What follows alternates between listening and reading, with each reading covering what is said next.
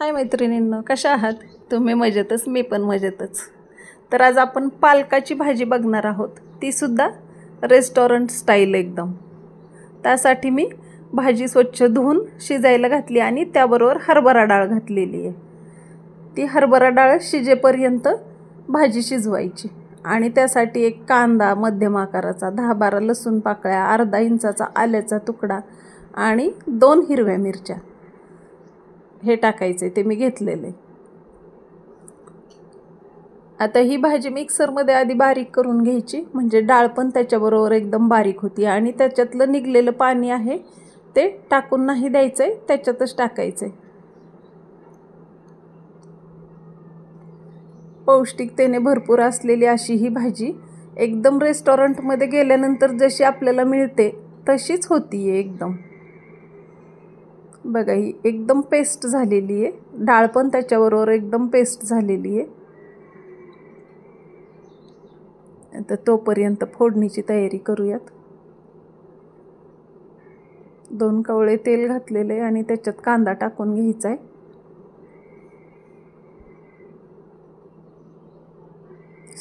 जिरी मोहरी,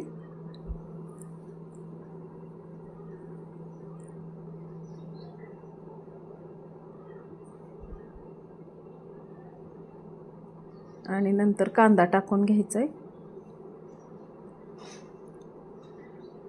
एकदम झटपट होणारी ही भाजी आहे.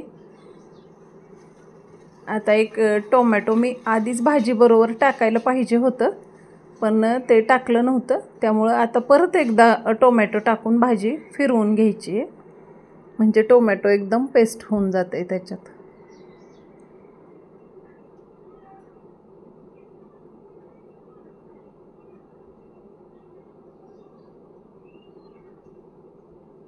कांदा तळसत आलेलाच आहे तळत. आता ही परत एकदा फिरवून घेतलेली आहे मी भाजी. आणि कांदा तळतोय तोपर्यंत, तांबूस रंगाचा तोपर्यंत, लसूण पाकळ्या, आलं आणि हिरवी मिरची थोडंसं मीठ घालून बारीक करून घ्यायचंय.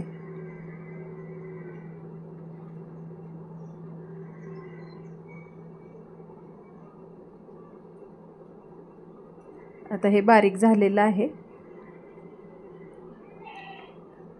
थोडासा कांदा जास्त तळला जाईल म्हणून मी गॅस बंद केलेला, आता परत एकदा चालू केलाय. आणि हे ह्याच्यात टाकून घ्यायचंय आणि चांगलं तळसून घ्यायचं.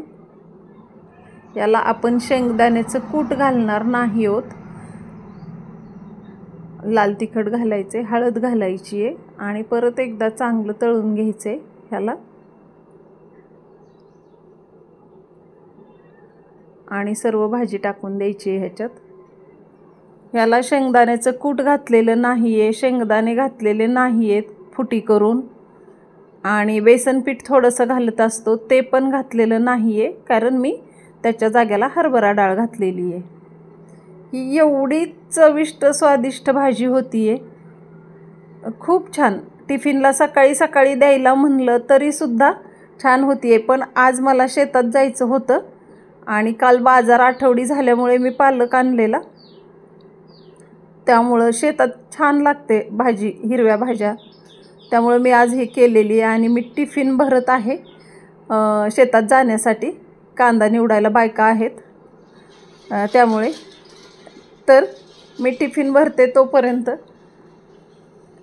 तुम्ही चॅनलवर नवीन असाल तर सबस्क्राईब करून घ्या.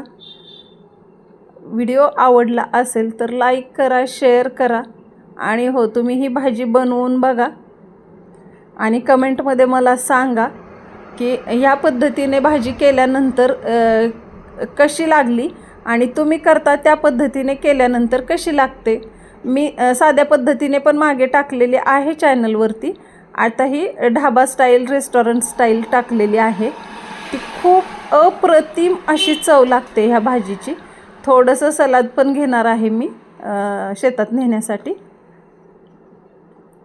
तर भेटूया अशाच साध्या सोप्या पण एकदम खमंग अशा रेसिपीत,